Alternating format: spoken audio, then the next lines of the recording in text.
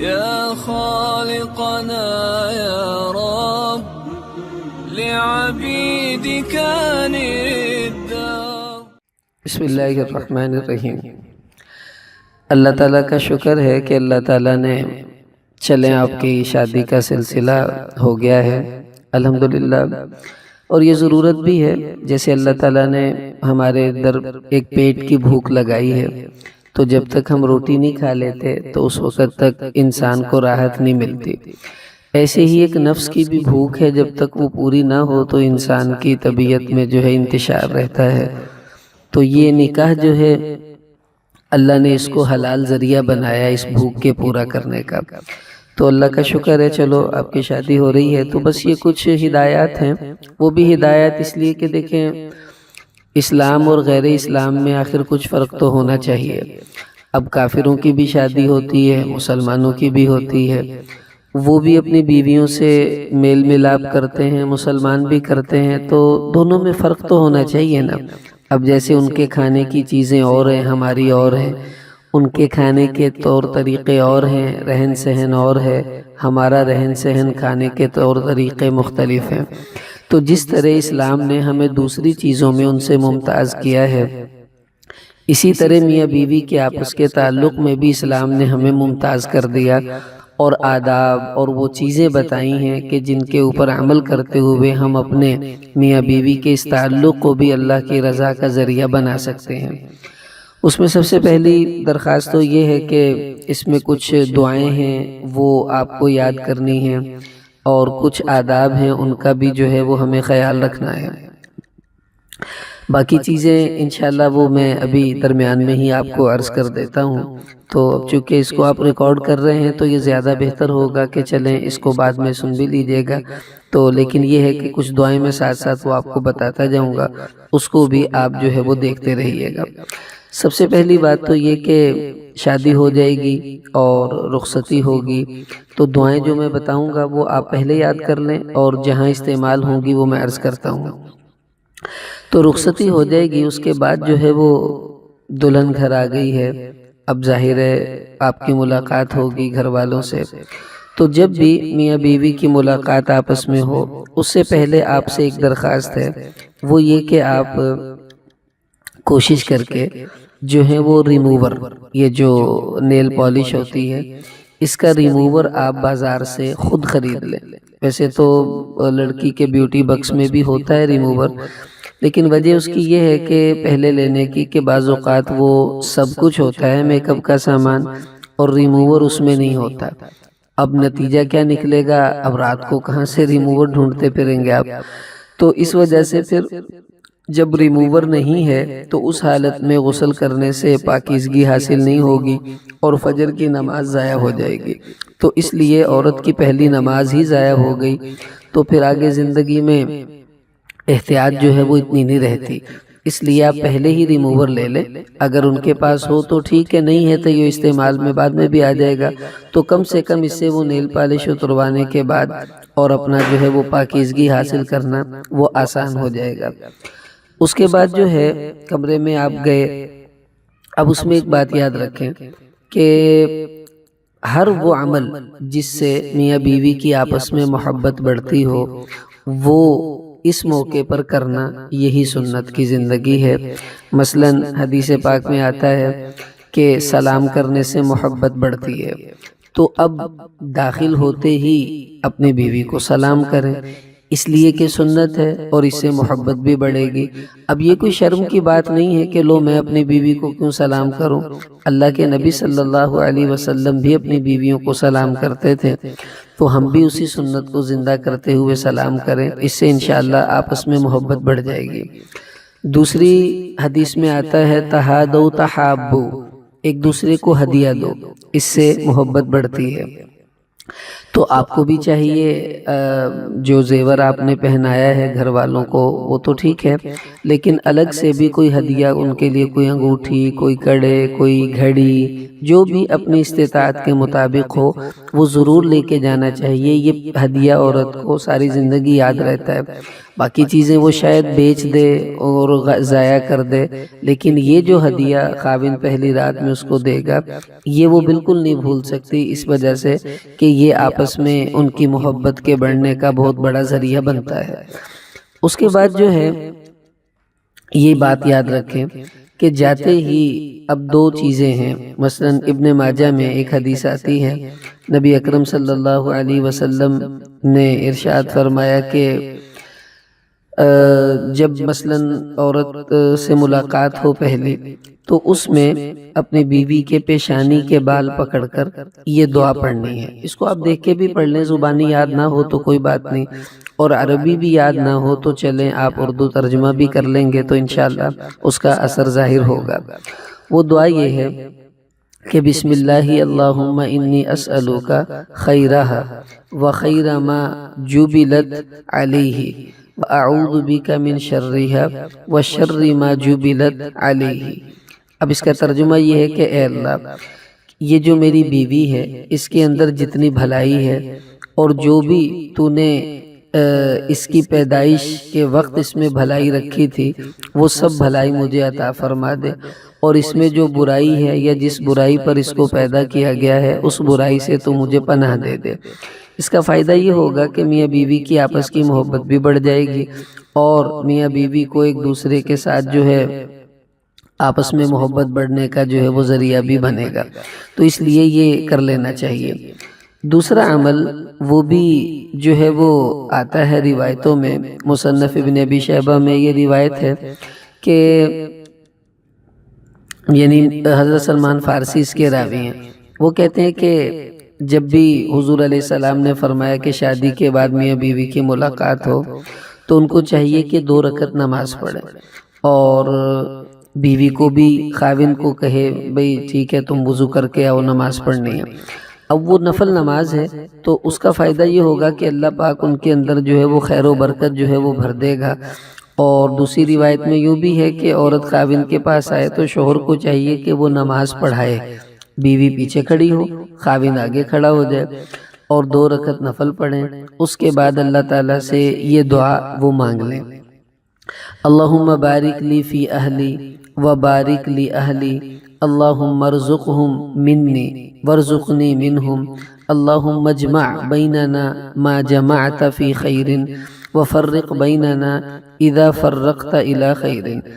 عربی نہیں آتی تو کوئی بات نہیں، اردو میں بھی کہہ سکتے ہیں۔ اب اس کا ترجمہ یہ ہے کہ اے اللہ کہ ہمارے گھر میں اور ہمارے گھر کے لیے تو برکتیں عطا فرما، اور اللہ ان کو ہم سے اور ہم کو ان سے نواز دے، یعنی جو کچھ تو نے عطا کرنا ہے وہ ہمیں عطا فرما دے، اور اے اللہ ہم سب کو خیر پر جمع فرما، اور اگر ہماری جدائی اور علیحدگی ہو تو خیر پر ہی وہ بھی ہو جائے۔ آپ خلاصے کے طور پر یوں بھی کہہ سکتے ہیں یا اللہ بس تو ہمیں برکتیں عطا فرما اور ہم سب کو اکٹھا محبت سے رہنے کی توفیق عطا فرما دے، تو یہ اس موقع پر دعا مانگ لینی چاہیے۔ لیکن یہ واجب نہیں ہے کہ یہ کرنا کوئی ضروری ہے، ایک اچھا عمل ہے کہ جس سے بیوی کے ذہن میں یہ آئے گا کہ میرا خاوند دیندار آدمی ہے، اس نے مجھے نماز پڑھائی ہے، اس کے ہاں اور یہ بھی پوچھ لیں کیونکہ عورت بیچاری چلی جاتی ہے اپنے بیوٹی پارلر میں، وہ 4-5 گھنٹے پہلے نکل جاتی ہیں، اور وہ اس کی اکثر عشاء کی نماز نہیں پڑھی ہوتی رات کے وقت میں، جیسے رخصتی ہوئی ہے، بعض اوقات اس کی مغرب بھی بیچ میں چلی جاتی ہے، اس کو نہیں موقع ملتا، بہت یہ خطرے کی بات ہے۔ تو اس سے پوچھ لیا جائے تم نے عشاء پڑھ لی ہے، اگر نہیں پڑھی تو اس کو عشاء کی نماز پڑھوائیں، آپ نے پڑھ لی ہے تو ٹھیک ہے ورنہ آپ بھی اس کے ساتھ ہی پڑھ لیں، تو عشاء کی نماز جو ہے وہ دونوں میاں بیوی پڑھ لیں، اس کے بعد جو ہے وہ اپنا آگے سلسلہ ہے۔ اب آگے کیا کرنا ہے؟ دیکھیں بعض اوقات ہوتا ہے شادی ہوئی، خاوند جناب پہلی رات ہی بیوی کو ہدایات دے رہا ہوتا ہے، میری ماں کی خدمت کرنی ہے اور یہ کرنا ہے وہ کرنا ہے، گھر میں ایسے رہنا ہے، وہ لمبا ایک لیکچر جو ہے وہ بن جاتا ہے۔ وہ ایک آدمی تھا، اس کی شادی ہوئی تو اس نے اپنی بیوی کو ہدایات دینا شروع کر دی کہ ہم نے اللہ کو راضی کرنا ہے اور ماں باپ کی میروں کی خدمت کرنی ہے، گھر کی صفائی کرے گی تجھے یہ ثواب ملے گا۔ تو بیوی کہنے لگی 1 منٹ ٹھہر جائیں۔ اس نے کنڈی کھولی اور لوگوں سے کہا اندر آ جائیں، اندر آ جائیں۔ تو خاوند کہنے لگا کیوں، ان کو کیوں بلا رہی ہو؟ تو عورت کہنے لگی اندر آ جائیں، اندر دین کی تبلیغ ہو رہی ہے، آپ بھی سن لیں، آپ کو بھی فائدہ ہوگا۔ تو اصل میں بیوی کو پہلی رات ہی ہدایات دینا شروع کرنا، بیان کرنا، یہ ویسے بھی عقل کے خلاف ہے۔ پہلی ملاقات ہے، وہ آپ کو جانتی نہیں ہے، آپ کے مزاج کو نہیں سمجھتی، تو اس لیے بیوی کو پہلے اپنا ہم ذہن بنائیں، اس سے محبت کریں، اس کو اپنا اعتماد دکھائیں، پھر جو کروانا ہو بعد میں اس سے کرواتے رہیں، ایسی کون سی مشکل بات ہے۔ تو بس موٹی موٹی 2 باتیں کر لینا تو اچھا ہے کہ اپنا مزاج بتا دینا کہ یہ چیزیں مجھے اچھی نہیں لگتی اور یہ چیزیں مجھے اچھی لگتی ہیں۔ اس سے بھی پوچھیں کہ تمہیں کیا کیا اچھا لگتا ہے مجھے بتاؤ، تاکہ میں وہ کروں اور تمہیں اچھا لگوں، اور کون کون سی چیزیں تمہیں بری لگتی ہیں وہ بتاؤ تاکہ میں ان سے بچوں اور ہماری محبت آپس میں قائم رہے۔ اتنی تو ٹھیک ہے، لیکن لمبی چوڑی ہدایات اور یہ سارا سلسلہ یہ بالکل غیر مناسب عمل ہے، اس سے تو بچنا ہی چاہیے۔ تو بہرحال اب اس کے بعد جو ہے وہ آگے کیا ہے، اب اگلا سلسلہ ظاہر آگے بڑھنا ہے میاں بیوی کو۔ اب آپس میں جب صحبت کا ارادہ ہو تو اب اس کے پہلے دعا پڑھنی چاہیے۔ حدیثوں میں آتا ہے، بخاری میں بھی ہے اور دوسری کتابوں میں بھی یہ حدیث موجود ہے۔ تو آپ صلی اللہ علیہ وسلم نے فرمایا کہ جب بھی اپنی بیوی سے قرب حاصل کرنا ہو، یعنی صحبت کا ارادہ ہو، جیسے بیت الخلاء جانے سے پہلے ہم دعا پڑھتے ہیں، ایسے ہی کمرے میں داخل ہونے سے پہلے ہی یہ دعا پڑھ لیں تو اچھا ہے، تاکہ بعد میں نہ بھی پڑھیں تو کوئی مسئلہ نہیں ہے، ورنہ موقع پر بھی پڑھ لیں۔ دعا یہ ہے، بسم اللہ اللہم جنبنا الشیطان وجنب الشیطان ما رزقتنا، باللہ اللہم جنبنا الشیطان وجنب الشیطان ما رنا۔ نہیں آپ کو عربی آتی تو اس کو یاد کر لیں، پہلی جو دعائیں ہیں وہ تو 1 دفعہ پڑھنی ہے، وہ بھلے مت یاد کریں، یہ والی دعا اور انزال کے وقت پڑھی جائے گی وہ دعا، یہ 2 دعائیں تو ضرور آپ کو یاد کر لینی چاہیے، ورنہ چلیں جب تک یاد نہ ہو تو اس کا ترجمہ ہی پڑھ لیں، یہ بھی کافی ہے۔ تو ترجمہ یہ ہے کہ میں اللہ کے نام سے شروع کرتا ہوں، اے اللہ تو ہمیں شیطان سے محفوظ رکھ، اور جو تو ہمیں اولاد عطا کرے گا اس کو بھی شیطان سے محفوظ فرما۔ تو حدیثوں میں آتا ہے کہ ایسی اس دعا کے پڑھنے کے بعد اللہ تعالیٰ جو اولاد دیں گے اس اولاد کو اللہ شیطان کے اثر سے محفوظ رکھیں گے، اس لیے یہ والی دعا ضرور جو ہے وہ پڑھنی چاہیے۔ اب دیکھیں ہمارا معاشرہ بڑا عجیب ہے، وہ یہ کہ لڑکی کا ذہن بنایا جاتا ہے کہ اگر تو نے خاوند کو صحبت کرنے دی تو ساری زندگی نیچے لگی رہے گی، تیری کوئی عزت نہیں ہوگی، تیرا کوئی روب نہیں ہوگا۔ اور لڑکے کا ذہن دوست یہ بناتے ہیں کہ اگر تو نے آج پہلے دن صحبت نہیں کی تو نیچے لگ جائے گا، تیری کوئی عزت نہیں ہوگی، تیرا کوئی وقار نہیں ہوگا۔ اب نتیجہ کیا نکلتا ہے، پہلی رات میاں بیوی لڑ رہے ہوتے ہیں، یہ صحبت کرنا چاہتا ہے وہ نہیں کرنے دیتی، کیونکہ دونوں کا مقصد ہے کہ میں غالب آ جاؤں، اور حالانکہ میاں بیوی کا جو تعلق ہے وہ ایک دوسرے پر غالب آنے کا نہیں ہے، ایک دوسرے کے سامنے اظہار محبت، ایک دوسرے کے لیے اپنے قربانی کے جذبے کے ساتھ رہنا، یہ اصل اس تعلق کا مقصود ہے۔ اب دیکھیے پہلی رات میں صحبت کرنا کوئی ضروری نہیں ہے، بعض لوگ کہتے ہیں نہیں جی صحبت نہیں کی تو پھر اگلے دن ولیمہ نہیں ہوتا، یہ بھی فضول بات ہے، ایسا کچھ بھی نہیں ہے۔ اگر رغبت ہو تو کر لیں، نہیں ہے تو کوئی بات نہیں، اپنی بیوی ہے، پوری زندگی ساتھ رہے گی، جب چاہیں صحبت کر لیں، ایسی کون سی بات ہے۔ بعض اوقات لڑکی پچھلی کئی راتوں سے جاگ رہی ہوتی ہے، اس کے اوپر ایک ویسے بھی گھر کی جدائی کا بوجھ ہوتا ہے، پھر روب ہوتا ہے کہ ایک نئے مرد سے اس کو خلوت میں رہنا ہے، تو ان سب چیزوں کا بہت پریشر اس کے اوپر ہوتا ہے۔ تو بعض اوقات تو ایسی حالت میں عورت کو حیض بھی آ جاتا ہے پریشانی کی وجہ سے، تو اس لیے اس کی رغبت دیکھنی چاہیے۔ اور ویسے بھی حدیثوں میں آتا ہے کہ جب تم اپنی بیویوں کے پاس جاؤ صحبت کے لیے تو جانوروں کی طرح ان پر سوار نہ ہو جاؤ، بلکہ ان کو اپنی طرف مائل کرنے کی کوشش کرو۔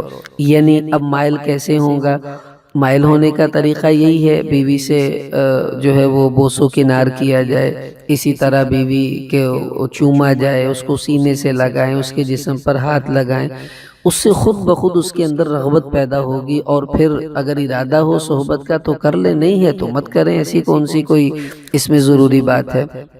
حدیثوں میں آتا ہے، جامع کبیر میں روایت ہے، حضرت ام سلیمہ رضی اللہ تعالیٰ عنہ فرماتی ہیں کہ حضور علیہ السلام نے صحبت کا ارادہ فرمایا تو میری آنکھ میں درد تھا، تو میں نے عرض کیا کہ حضور میری تو آنکھ میں تکلیف ہے، تو آپ صلی اللہ علیہ وسلم نے صحبت کا ارادہ ترک فرما دیا، یعنی میری رعایت رکھی کہ اس کی طبیعت ٹھیک نہیں ہے تو اب صحبت نہیں کرنی چاہیے۔ تو میاں بیوی دونوں ایک دوسرے سے لطف اندوز ہوں، یہ ہے مقصود صحبت کا۔ اب بیوی بیمار پڑی ہے، خاوند اپنی لذت پوری کرے، تو یہ کوئی وفاداری کا تعلق نہیں ہے، اس لیے وہ موقع دیکھ لیا جائے۔ اب آداب صحبت میں یہ چیز ہے، دیکھیں کچھ چیزیں ہیں مسائل کی، کچھ چیزیں ہوتی ہیں جن کو حیا کے تقاضے کہا جاتا ہے۔ اب مسئلہ تو یہ ہے، اللہ تعالیٰ نے فرمایا کہ ہن لباس لکم وانتم لباس لہن، عورتیں تمہارا لباس ہیں، تم اپنی بیویوں کا لباس ہو، یعنی جیسے لباس اور جسم کا آپس میں کوئی پردہ نہیں ہوتا، میاں بیوی کا بھی آپس میں کوئی پردہ نہیں، بیوی خاوند کے ہر حصے کو دیکھ بھی سکتی ہے، چھو بھی سکتی ہے، خاوند بیوی کے ہر حصے کو دیکھ بھی سکتا ہے، چھو بھی سکتا ہے، کوئی اس میں پابندی ان پر نہیں، کوئی گناہ بھی نہیں۔ لیکن حیا یہ ہے کہ کم سے کم شرمگاہ کو نہ دیکھا جائے۔ حضرت عائشہ رضی اللہ عنہ فرماتی ہیں کہ آپ صلی اللہ علیہ وسلم نے پوری زندگی میری شرمگاہ کو نہیں دیکھا، اور میں نے بھی حضور کی شرمگاہ کو نہیں دیکھا، یہ حیا ہے۔ لیکن اگر کوئی دیکھ لے تو گناہ نہیں ہوگا، لیکن حیا کا تقاضا یہ ہے کہ اس سے پرہیز کرنا چاہیے۔ اب اس تقاضے کو پورا کرنے کا ذریعہ کیا ہے کہ لائٹ بند کر دیں، اندھیرے میں صحبت کریں۔ اسی طرح اگر کچھ روشنی ہے، جیسے دن میں اگر صحبت کرنا چاہیں تو دن میں بھی کر سکتے ہیں، منع تو نہیں ہے، تو اس وقت اپنے اوپر کچھ چادر وغیرہ ڈال لی جائے تاکہ حیا کا تقاضا جو ہے وہ قائم ہو۔ اور جب صحبت کریں تو بہتر ہے اس سے پہلے خوشبو وغیرہ کا استعمال کر لیں، اور قبلہ رخ ہونے سے اپنے آپ کو بچائیں، غیر قبلہ کی طرف جو ہے وہ چہرہ وغیرہ کر لیا جائے تاکہ یہ بھی ادب جو ہے وہ قائم رہے۔ اب یہ ہے کہ جماع کے لیے شریعت نے ہمیں یہ تو چیز بتائی ہے، قرآن میں اللہ نے فرمایا نساؤکم حرث لکم، عورتیں تمہاری کھیتیاں ہیں، فأتوا حرثکم انا شئتم، جیسے چاہو اپنی کھیتی میں ہل چلاؤ اور اپنی بیویوں سے صحبت کرو۔ تو اللہ نے ایک تشبیہ ہے، اب جیسے کسی کا کوئی کھیت ہے، چاہے وہ دائیں طرف سے ہل چلائے، چاہے بائیں طرف سے چلائے، چاہے درمیان سے چلائے، چاہے کونے سے چلائے، اس کی مرضی ہے، اسے کون پوچھ سکتا ہے۔ ایسے ہی اللہ تعالیٰ نے صحبت کا ایک راستہ متعین کر دیا ہے کہ اسی راستے میں صحبت کرنی ہے۔ اب اس کے کرنے کا طریقہ کیا ہو وہ انسان کی مرضی پر چھوڑ دیا ہے، لیٹ کر کریں، کروٹ کے بل کریں، بیٹھ کر کریں، جیسے سہولت ہو صحبت کر سکتے ہیں، اس میں کوئی ممانعت نہیں۔ باقی اتنا ضرور ہے کہ جو قرآن کے اندر نقشہ اللہ نے کھینچا ہے وہ ہے فلما تغشاها حملت حملا خفیفا، کہ جب مرد عورت کو ڈھانپ لیتا ہے تو اس سے اندازہ یہ ہوتا ہے کہ عورت نیچے ہو مرد اوپر ہو، یہ طریقہ عورت کے لیے سہولت کا بھی ہے اور پسندیدہ بھی ہے، تو اس کو اختیار کر لیا جائے۔ باقی عرض کر دیا ہے کہ جیسے بھی ہو اس میں کوئی پابندی نہیں ہے ہمارے دین کی طرف سے، لیکن جو پیچھے کا راستہ ہے اس میں صحبت کرنا یہ بہت بری بات ہے، اور اس کو سختی سے منع بھی کیا گیا، بلکہ حدیثوں میں اس کے بارے میں وعید ہے، لعنت کی گئی ہے ایسے مردوں پر، اور آپ صلی اللہ علیہ وسلم نے ایسوں سے تو برات کا اعلان کیا، میرا ان سے کوئی تعلق نہیں ہے، اس لیے اس سے پرہیز کرنا چاہیے۔ اور ویسے بھی چونکہ صحبت سے مقصود تو اولاد ہے، اور جہاں سے اولاد ہونی ہے وہیں صحبت کرنی چاہیے، کیونکہ عورتوں کو کھیتی سے تشبیہ دی ہے نا، تو مرد کی جو منی ہے وہ بیج کی طرح سے ہے۔ اب بیج اگر کھیت میں ڈالیں گے تو وہیں پر پودا اگے گا، اب اگر اس کو پکی سڑک پر پھینک دیں تو وہاں کہاں، وہ تو بیج ہی ضائع ہوگا۔ تو اس لیے جہاں اولاد نہیں ہو سکتی وہاں صحبت بھی نہیں کرنی، اور یہ سخت گناہ ہے۔ لیکن ایک مسئلہ بھی سمجھ لیں، بعض لوگوں میں یہ معروف ہے کہ اگر عورت کے پچھلے راستے میں کسی نے صحبت کر لی تو اس کا نکاح ٹوٹ جاتا ہے۔ یہ تو ٹھیک ہے کہ گناہ ہے، بری بات ہے، نہیں کرنی چاہیے، لیکن یہ بھی ٹھیک نہیں ہے کہ اس سے نکاح ٹوٹ جاتا ہے، ایسی کوئی بات نہیں ہے۔ نکاح تو قائم رہے گا، لیکن اس طرح کرنا بری بات ہے، تو اس سے پرہیز کرنا چاہیے۔ اگلی بات یہ ہے کہ اللہ تعالیٰ نے جیسے عرض کیا کہ یہ رشتہ ایسا بنایا ہے، اب اس میں کچھ مسائل ہیں وہ آپ کو فوراً سمجھنے چاہیے۔ میاں بیوی کی آپس کا جب تعلق ہوتا ہے اس میں کچھ معاملات ہیں، مثلا میاں بیوی آپس میں بوس و کنار کرتے ہیں تو کچھ لیسدار مادہ دونوں کی شرمگاہ سے خارج ہوتا ہے، اس کو مزی کہتے ہیں۔ اس سے وضو ٹوٹ جاتا ہے، غسل واجب نہیں ہوتا۔ ہاں اگر کپڑے پہ لگ گیا ہے تو کپڑا دھونا پڑے گا، جسم پر لگا ہے تو جسم کو بھی دھونا ہوگا، لیکن اس سے غسل نہیں ہے کہ غسل کرنا ہو، ایسی کوئی بات نہیں ہے۔ اسی طرح پیشاب کرنے کے بعد بعض اوقات کچھ قطرے دودھ کے رنگ کے لیسدار خارج ہوتے ہیں، اس کو ودی کہتے ہیں۔ اس سے بھی غسل واجب نہیں ہوتا، صرف وضو ٹوٹ جاتا ہے اور نماز پڑھیں، کوئی حرج کی بات نہیں ہے۔ اب غسل کب واجب ہوگا میاں بیوی پر؟ دیکھیں، مرد عورت دونوں کی شرمگاہ ایک دوسرے سے ٹکرائی ہے، ابھی دخول نہیں ہوا، صرف شرمگاہ ملی ہیں، تو اس سے دونوں کا وضو ٹوٹ جاتا ہے۔ اگر مرد کی شرمگاہ کا اگلا حصہ عورت کی شرمگاہ میں داخل ہو جائے تو دونوں پر غسل واجب ہو جاتا ہے، بھلے انزال ہو یا نہ ہو، دونوں پر غسل واجب ہو گیا، مرد پر بھی اور عورت پر بھی۔ تو بعض اوقات ایسا ہوتا ہے صحبت کی انزال نہیں ہوا تو لوگ سمجھتے ہیں کہ شاید اس سے غسل واجب نہیں ہوتا، ایسا نہیں ہے، دخول ہوتے ہی دونوں پر غسل واجب ہو جاتا ہے، اس لیے غسل کرنا بہت ضروری ہے، اس کے بغیر تو پھر پاک ہی نہیں ہوں گے۔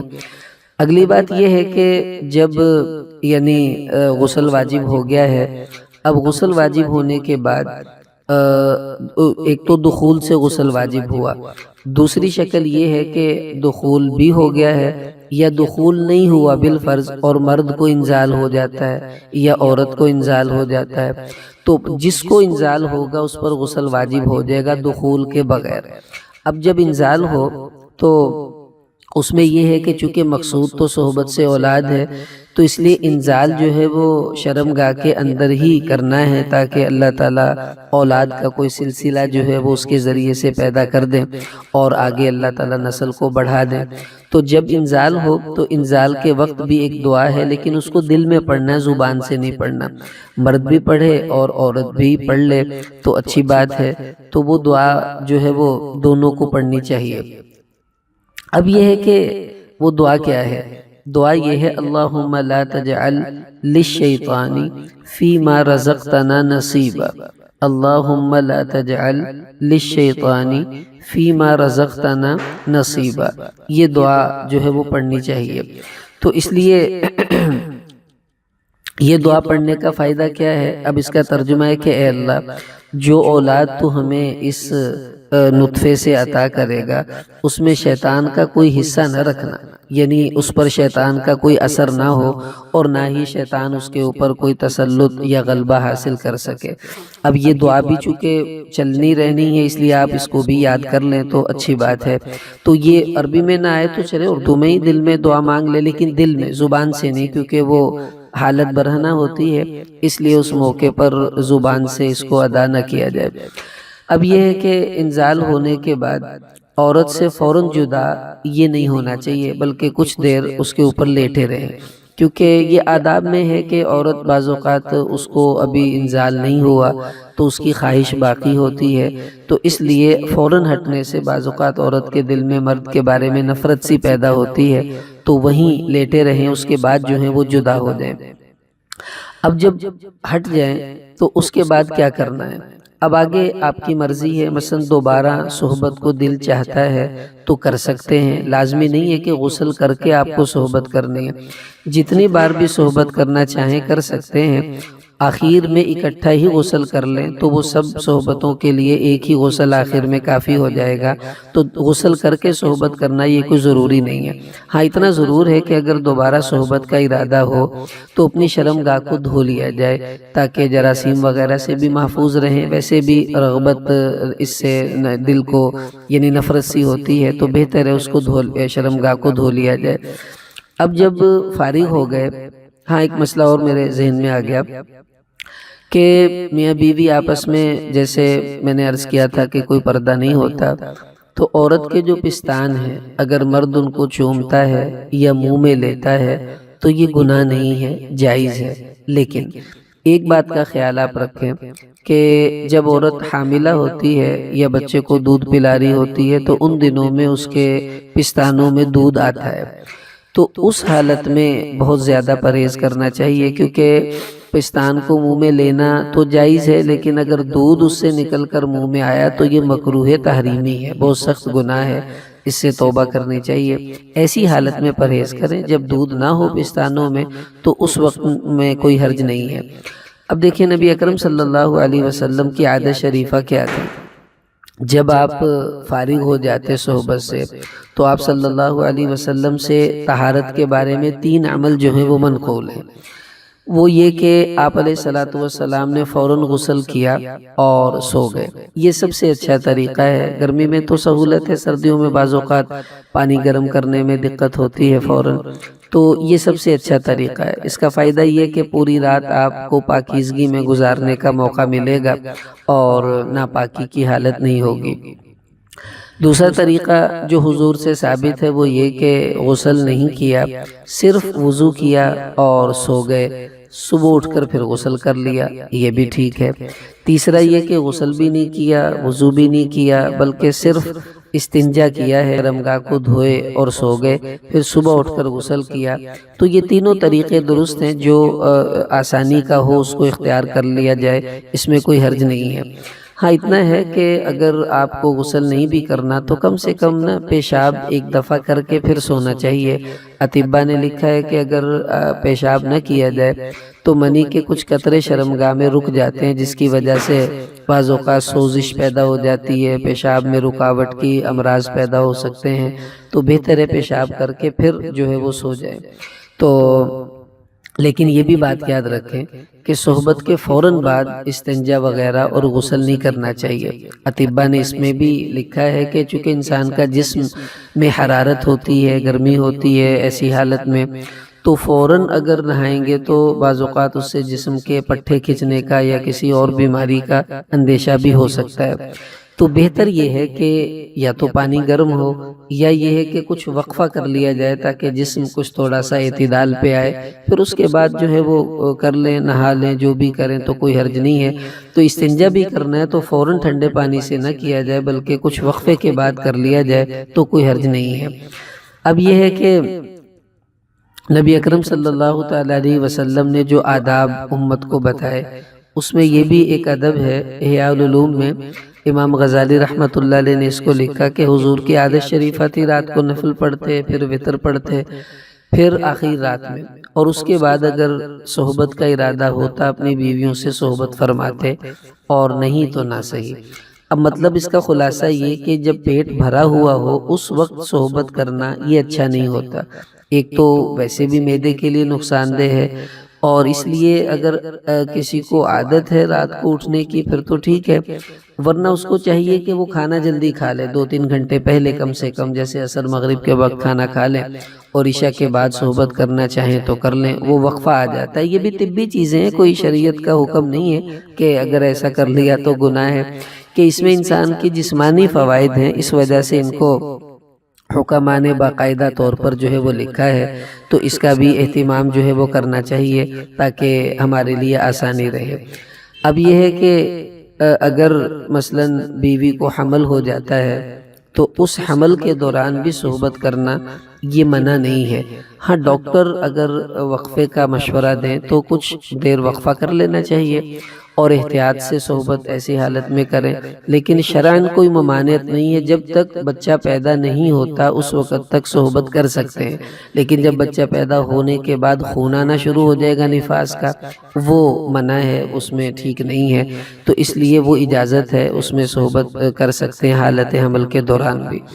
اور یہ بھی یاد رکھیں کہ جب صحبت کرتے ہیں تو اس دوران زیادہ گفتگو سے پرہیز کرنا چاہیے۔ آپ صلی اللہ علیہ وسلم اپنے ازواج مطہرات کو خاموشی کا حکم دیتے تھے اور یہ کہا کرتے تھے کہ وقار سے رہو، تو اس کا مطلب ہے ضرورت کی بات تو کر سکتے ہیں جو موقع کی ضرورت ہے، ویسے فضولیات سے پرہیز کرنا چاہیے۔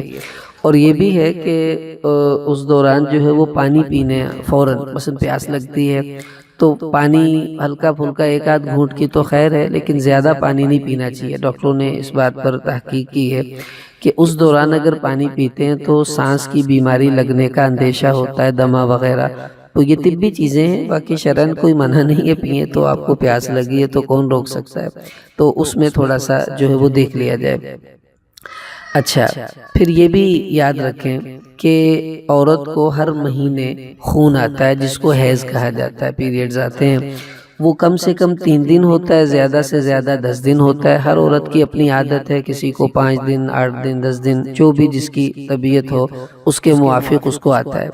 اب اس دوران جو ہے وہ حالت حیض میں صحبت کرنا بالکل منع ہے۔ اللہ نے قرآن میں فرمایا کہ وَلَا تَقْرَبُوهُنَّ حَتَّى يَطْهُرْنَ، کہ جب تک وہ پاک نہ ہوں تم ان کے قریب نہ جاؤ، ان سے صحبت نہ کرو۔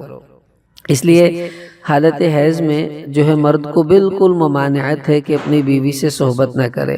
صحبت تو بالکل منع ہے، لیکن اگر وہ صحبت کرتا ہے تو یہ بہت سخت گناہ ہوگا، بلکہ اطباء نے تو یہاں تک لکھا اس سے عورت کو بھی بیماریاں پیدا ہونے کا اندیشہ ہے، مثلا اس کے حیض میں رکاوٹ آ جاتی ہے، اسی طرح اس کے رحم میں سوزش پیدا ہو سکتی ہے، اور مردوں کو بھی ایسی خطرناک بیماریاں لگتی ہیں، بلکہ یہ ایڈز وغیرہ جو بیماریاں ہیں یہ بھی اس قسم کی بدعنوانیوں کا ہی بعض اوقات نتیجہ بن جاتا ہے، تو اس لیے ایسی حالت میں منع ہے۔ مجھے ایک آدمی کہنے لگا کہ جی وہ اگر کنڈوم استعمال کر کے حالت حیض میں وطی کر لیں تو پھر تو کوئی حرج نہیں ہونا چاہیے، کیونکہ وہ جو خون کی گندگی ہے وہ تو شرمگاہ کو چھوئے گی نہیں کنڈوم کی وجہ سے۔ تو دیکھیں اس قسم کے ہیلے بہانے، جب اللہ نے منع کر دیا کہ مت صحبت کرو تو اس کا مطلب یہ اللہ کا حکم ہے، آگے وہ تو حکمت ہے کہ یوں کرنے سے بیماریاں لگ جاتی ہیں، بیماری لگے یا نہ لگے، جب اللہ نے منع کر دیا تو بس اب ہر حال میں منع ہے، بچنا ضروری ہے۔ پھر یہ بھی ہے کہ حالت حیض میں صرف صحبت منع ہے، باقی ناف سے لے کے گھٹنے تک کا حصہ جو ہے اس کو بغیر کپڑے کے نہ چھوئیں، باقی جسم سے نفع اٹھا سکتے ہیں، اکٹھے لیٹنا بھی جائز ہے، چومنا جائز ہے، سب کچھ معاملہ اس میں کوئی ممانعت نہیں ہے۔ اور جب ناپاکی کی حالت ہو، جیسے عورت حیض میں ہوتی ہے یا غسل واجب ہو گیا دونوں پر، اس دوران کچھ کھانا پینا چاہیں تو کھا پی بھی سکتے ہیں، کوئی منع نہیں ہے۔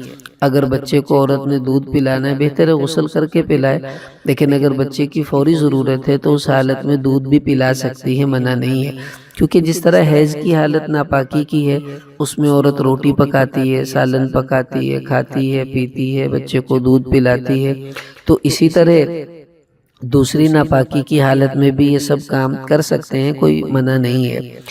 باقی رہا کہ جب حیض کا خون بند ہو جائے اس کے بعد پھر بیوی سے صحبت کر سکتے ہیں، کوئی حرج نہیں ہے۔ اب اس کا کیا طریقہ ہوگا؟ اس کا طریقہ یہی ہے کہ یا تو عورت اپنی شرمگاہ کو دھو لے، صرف اتنا ہی کافی ہے، یا غسل کرے، یہ سب سے اچھا ہے، ورنہ کم سے کم وضو وغیرہ کر لے اور اتنا وقت اس کو مل جائے تو پھر صحبت مرد اس سے کر سکتا ہے۔ اب یہ ہے کہ غسل کرنا ہے تو یہ دیکھیں آپ کو خود بھی غسل کا طریقہ یاد ہونا چاہیے، اور اپنی بیوی سے بھی پہلی رات ہی غسل کا مذاکرہ کر لیں، کیونکہ ہو سکتا ہے اس کو غسل کا طریقہ ہی نہ آتا ہو۔ مرد عورت کا غسل کا ایک ہی طریقہ ہے اور اس میں کوئی جو ہے فرق نہیں۔ اب اس کا طریقہ میں اختصار سے عرض کر دیتا ہوں۔ سب سے پہلے تو بس اتنا سمجھ لیں 3 فرض ہر حال میں پورے کرنے ہیں، آپ نے بھی عورت نے بھی۔ وہ یہ کہ ایک تو منہ بھر کے کلی کرنا، 1 ناک میں پانی ڈالنا، 2 اور پورے جسم پر اتنا پانی بہائیں کہ کوئی حصہ خشک نہ رہے، یہ 3 کام اگر آپ نے کر لیے ہیں تو آپ پاک ہو گئے ہیں، بھلے صابن لگائیں نہ لگائیں اور کچھ کریں یا نہ کریں۔ اب سنت طریقہ غسل کا کیا ہے؟ وہ یہ ہے کہ سب سے پہلے آپ استنجا کریں، چھوٹا بڑا استنجا دونوں کر لیں، اور پیشاب آیا ہے تو ٹھیک ہے، نہ بھی آئے تو استنجا کریں۔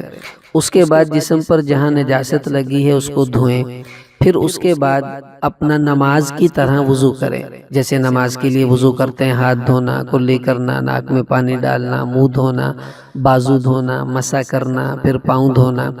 اس کے بعد پورے جسم پر پانی ڈالیں، بہتر ہے دائیں کندھے پر ڈالیں، پھر بائیں پر، پھر سر پر، اور یہ بھی ٹھیک ہے کہ سر پر ڈالیں پھر دائیں بائیں کندھے پر۔ یہ سب عمل حدیثوں سے ثابت ہیں، جو بھی صورت اختیار کریں جائز ہے۔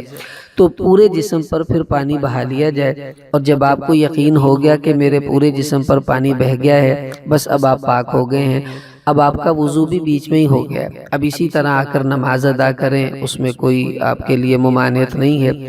تو یہ مختصر سا جو ہے وہ مذاکرہ ہے۔ اب چونکہ آپ کے ساتھ ہو گیا ہے اور ریکارڈنگ آپ نے کر لی تو یہ اور زیادہ اچھا ہو گیا ہے، چلو دوسروں کے بھی کام آ جائے گا۔ اب بار بار ہمیں بھی لوگوں کو نہ پھر وہ گھنٹہ آدھا گھنٹہ لگتا ہے، اتنا وقت ہمارے پاس بھی نہیں ہوتا۔ چلیں یہ فائدہ ہو گیا کہ ریکارڈنگ آپ نے اس کی کر لی، تو یہ دوسروں کو بھی ہم انشاءاللہ دے دیں گے۔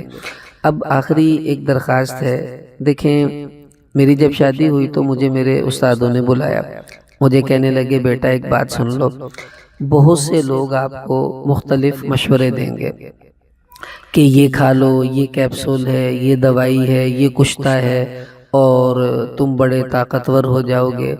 تو جو انہوں نے مجھے فرمایا وہ میں آپ کو نصیحت کرتا ہوں، اور یہ بہت ضروری ہے۔ وہ یہ کہ دیکھو مرد ہوتا ہے، اس کو کسی دوائی کی ضرورت نہیں ہوتی، کسی طاقت کی ضرورت نہیں ہوتی، بس آپ اپنی خوراک اچھی کریں، دودھ ہے، کھجور ہے، مقوی غذاؤں کا استعمال کریں، کسی بھی دوائی کو ہاتھ نہیں لگانا، خدا کے لیے اپنی زندگی پر، اپنی صحت پر رحم کریں۔ یہ جتنی بھی دوائیاں ملتی ہیں نا، یہ ساری کی ساری اکثر ان کے اندر افیون، بھنگ، چرس وغیرہ مکس کیا ہوتا ہے، جس سے آدمی کا دماغ معاف ہو جاتا ہے اور اس کا تھوڑا سا صحبت کا جو پیریڈ ہے وہ بڑھ جاتا ہے بس۔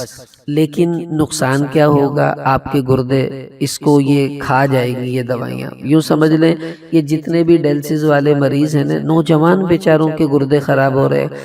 اب اس کی وجہ کیا ہے؟ یہ کشتے کھاتے ہیں، ایسی دوائیاں کھاتے ہیں، بیچارے اپنے آپ کو برباد کر لیتے ہیں۔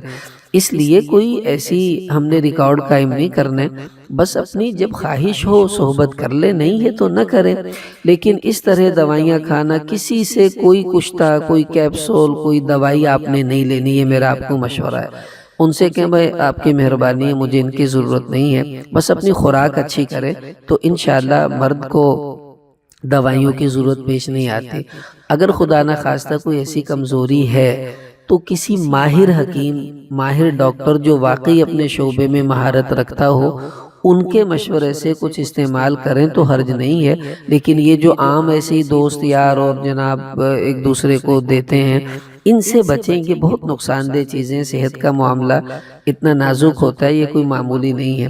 بہرحال یہ کچھ باتیں تھیں، دعائیں جو میں نے آپ سے عرض کی ہیں وہ آپ نے آج ہی یاد کر لینی ہے، تاکہ آگے آپ کو ان میں پریشانی نہ ہو۔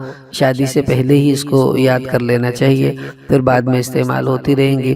تو باقی میاں بیوی نے آپس میں رہنا کیسے ہے، اور آپ کے آپس کے تعلقات کیسے ہونی چاہیے، زندگی سنت کے مطابق کیسے گزارنی چاہیے، وہ میں ابھی عرض کرتا ہوں۔ بہتر آپ اسے بھی ریکارڈ کر لیں تاکہ دوسروں کے کام آ جائے گا، تو وہ اگلی نشست میں گویا کہ ہم اس کو کر لیتے ہیں۔